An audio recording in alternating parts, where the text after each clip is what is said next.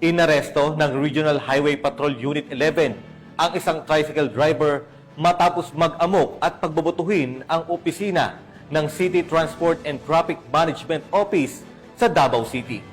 Yan ang balita mula kay Patrolman Mark Roland Feliciano. Hindi na nakapalagpa ang isang lalaki ng mahuli ng mga operatiba ng Regional Highway Patrol Unit 11 sa Deka Takunan, Tugbok, District Davao City nitong ika-8 ng Hulyo ng taong kasalukuyan. Kinilala ang suspect na si alias William, 46 na taong gulang, isang tricycle driver at nakatira sa lugar kung saan ito nahuli. Ito naman ang panayam ni Police Major Jordan Romel C. Yang, Chief Intel ng HPG Davao de Oro. Intelligence Section sa pangunguna ng iyong lingkod ay nagsagawa ng manhunt operation laban sa isang individual sa mga kasong kinakaharap nito.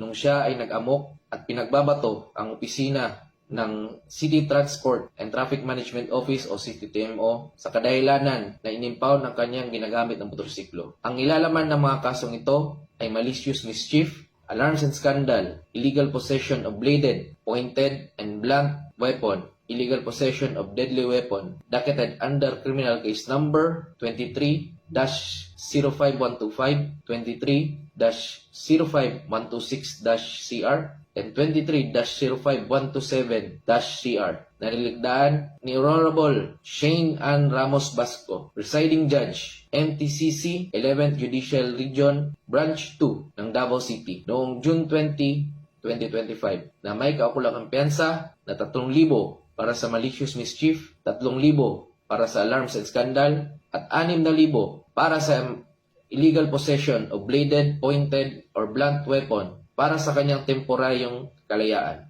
Ang akusado ay binasahan ng karapatan sa lingwahe na kanyang naintindihan. Sa kasalukuyan, nasa kustodiya siya ng Regional Highway Patrol Unit 11 para sa dokumentasyon at tamang disposisyon. Dahil nga sa tuloy-tuloy na operasyong isinasagawa ng HPG, ay nahuhuli ang mga taong may pananagutan sa batas. Ito rin kasama sa mandato at serbisyong dala ng PNP para sa mabilisang aksyon sa pagtulong sa ating mga kababayan.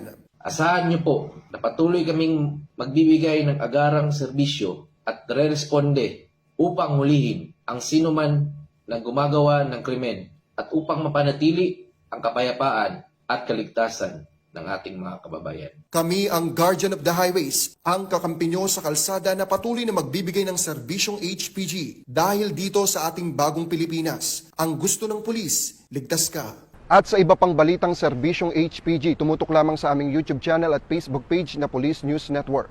Mula sa tanggapan ng kakampi nyo sa kalsada, ako po si Patrolman Mark Roland Feliciano para sa Police News Network, alagad ng batas, tagataguyod ng balitang pulis.